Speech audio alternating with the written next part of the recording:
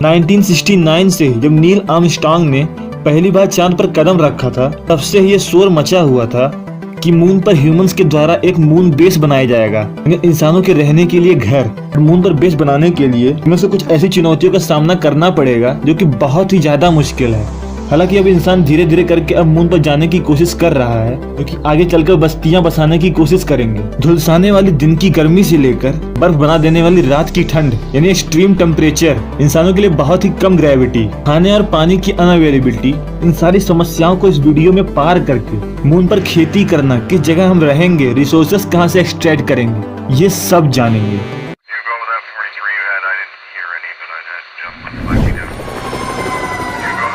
दोस्तों, अगर ह्यूमंस को ह्यूमन एग्जिस्टेंस और इंटेलिजेंस को हमेशा के लिए सिक्योर रखना है तो हमें इंटरस्टेलर स्पीसीज बनना ही होगा। नहीं तो हजारों ही ऐसे कारण हैं जो कभी भी किसी भी वक्त पूरी मानव सभ्यता को हमेशा के लिए नस्ते नाबूद कर सकते हैं। ह्यूमंस के इस लेवल पर हुए इंटेलिजेंस के एवोल्यूशन को हमेशा के लिए बचाने के लिए दुनिया भर के स्पेस बेस्ड मिशन अब बहुत ही तेजी से आग पकड़ रहे हैं। जैसे इसरो का चंद्रयान मिशन, क्योंकि इस बार बहुत सारे मून की डिटेलिंग्स को एक्सट्रैक्ट करेगा और आगे चलकर कोई मिशन प्लान करेगा। इलोन मस्क का स्पेसएक्स जो कि मार्स पर बसना चाहता है, और नासा भी हाल ही में चांद पर जाने के लिए तैयार हो चुका है। हो सकता है कि ये पॉसिबल भी हो जाए, लेकिन ये इतना आसान नहीं है। इसके लिए हमें पूरी तरह से अपनी आदत को ट्रांसफॉर्म करना होगा। सबसे पहले ये इम्पोर्टेंट है जानना, चांद पर इंसान घर कैसे बनाएंगे। कुछ शुरुआती हर्डल्स हैं।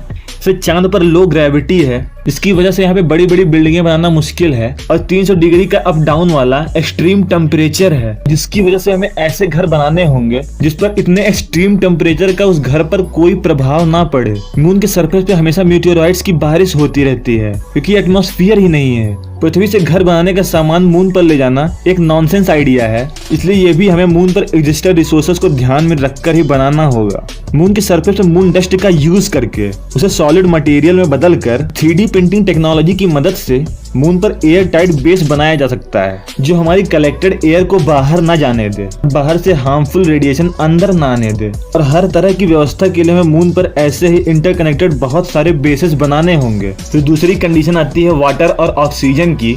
पानी और ऑक्सीजन, इस टॉपिक पर साइंटिस्टों को बहुत कम दिमाग लगाना है, क्योंकि पानी और ऑक्सीजन मून पर अवेलेबल है, बट वो यूज करने लायक नहीं है।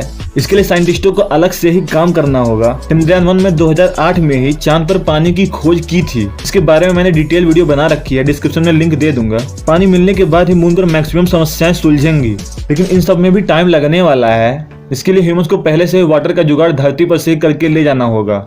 मून पर ऑक्सीजन भी हीट और इलेक्ट्रिसिटी की मदद से यूज में लाई जा सकती है। सबसे चैलेंजिंग पार्ट में से एक ये है कि वहाँ पावर सप्लाई की बहुत बड़ी समस्या है। ऐसा इसलिए क्योंकि मैंने one of the previous video में बताया था, इसरो का चंद्रयान-3 भी 15 दिन तक ही काम करने वाला है, सिर्फ पावर सप्लाई ना मिलने की वजह से। ऐसा इसलिए क्योंकि मून पर 15 दिनों के बाद 15 रातें आती हैं, जो किसी भी बैटरी बेस्ड चीज को खत्म कर देती हैं। तो इसके लिए नासा रेडियो हीटर यूज करने वाला है, जो उसे पावर सप्लाई में मदद करेगा।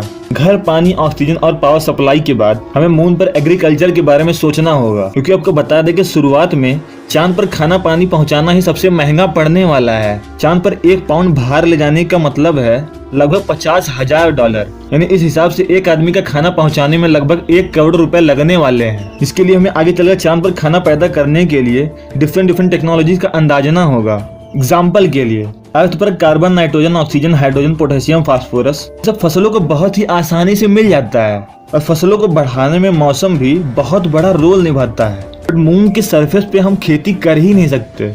वहाँ पर एक टाइम में 15 दिनों के लिए अगर दिन में 127 डिग्री का अगर टेम्परेचर होता है, जो किसी भी लाइफ बेस्ड चीज को राख कर सकता है, वहीं पे 15 रातों के लिए -173 डिग्री का टेम्परेचर, जो कि इतना लो टेम्परेचर है आपको बहुत ही माइक्रो सेकंड में जमा सकता है। यानी लगभग 300 डिग्री टेम्परेचर का अप डाउन मून पर चलता रहता है नॉर्मली। तो हमें यहाँ पे वर्टिकल फार्मिंग या फिर एयर फार्मिंग का सहारा लेना पड़ेगा, यानी उन्हीं हैबिटेट्स के अंदर फसलों को उचित मिनरल रिसोर्सेज और उचित टेम्परेचर और फसलों के हिसाब से ही मौसम देने की जरूरत होगी। इसके लिए सबसे पहले जरूरी जानना तो ये है कि मून पर पहले से क्या क्या एग्जिस्ट करता है, क्योंकि उसी के हिसाब से तो हम फैसले लेंगे। अब जिन लोगों को चंद्रयान-3 के बारे में समझना है, उसके बारे में मैंने पहले सेपरेट वीडियो बना रखी है, आप देख सकते हैं। और चंद्रयान-3 के शुरुआत में भी वो इन्हीं सारे मिनरल रिसोर्सेज की जांच करने जा रहा है। वहाँ के टेम्परेचर, ग्रेविटी, मून क्वेक्स, मौसम, मिट्टी, इन्हीं सब की जांच पड़ताल करने जा रहा है।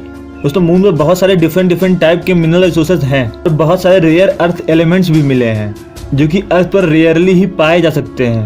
इसकी वजह से साइंटिस्ट फ्यूचर में मून को अपने नेचुरल रिसोर्सेज के लिए यूज करना चाहते हैं।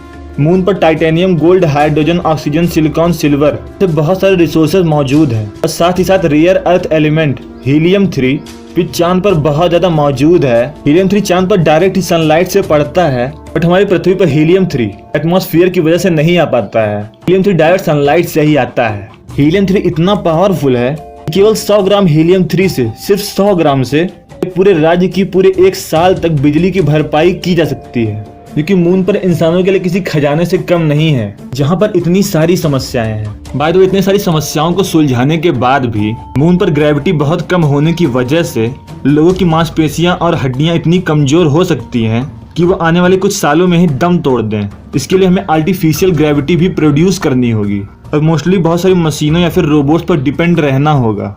दोस्तों इन सारे टॉपिक्स पर एक सेपरेट डिटेल वीडियो चाहिए तो कमेंट बॉक्स में जरूर लिखिए। वीडियो पसंद आई तो लाइक करिए, चैनल को सब्सक्राइब करिए। रॉकेट साइंस बेस्ड आपको और भी वीडियो अगर देखनी हो तो चैनल पे एग्जिस्टर प्लेलिस्ट को विजिट करिए।